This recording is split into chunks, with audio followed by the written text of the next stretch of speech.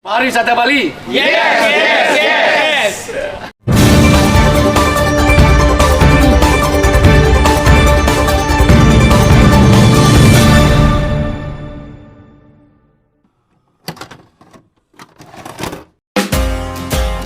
DPD Asita Bali selenggarakan pertemuan dalam rangka sharing dan diskusi terhadap isu di pangsa pasar Tiongkok, di ruang rapat Praja Sabha, kantor Gubernur Bali.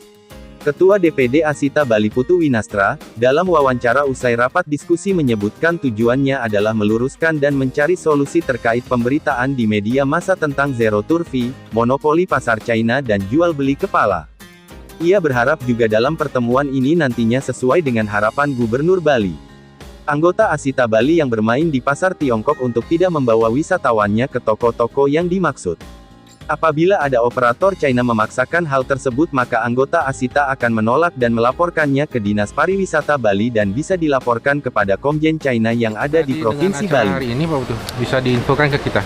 Ya, hari ini kami Asita Bali mempunyai inisiatif untuk mengundang pemerintah, dalam hal ini Dinas Pariwisata Bali, kemudian Satpol PP, kemudian Desperindak, dan juga instansi terkait lainnya, ada imigrasi, kemudian ada dari Polda Bali, dan dari asosiasi keperiwistaan kami mengundang HPI, kami mengundang Pawiba, dan juga Ketua BTB Bali sebagai induk organisasi kami.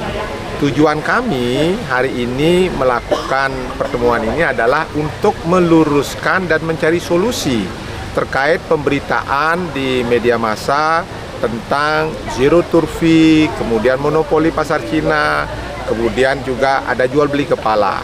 Nah, di dalam pertemuan ini banyak hal yang kita dengarkan terkait dengan kondisi di lapangan, kemudian permasalahan-permasalahannya, dan dari pihak Satpol PP juga sudah menyampaikan apa yang sudah dilakukan, dari perindustrian juga menyampaikan tentang perizinan toko, dan juga dari sisi keimigrasian dan sebagainya.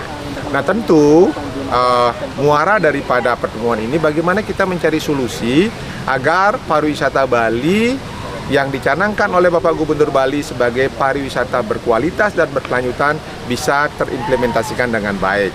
Oleh karena itu, solusi yang kami dapatkan pada hari ini yang disampaikan oleh Bapak Kepala Dinas Pariwisata adalah satu, adalah pemerintah akan menyurati Kominfo terkait dengan pembayaran WeChat Pay dengan Alipay, yang mana hal ini menjadi trigger permasalahan di market toko-toko market Cina ini.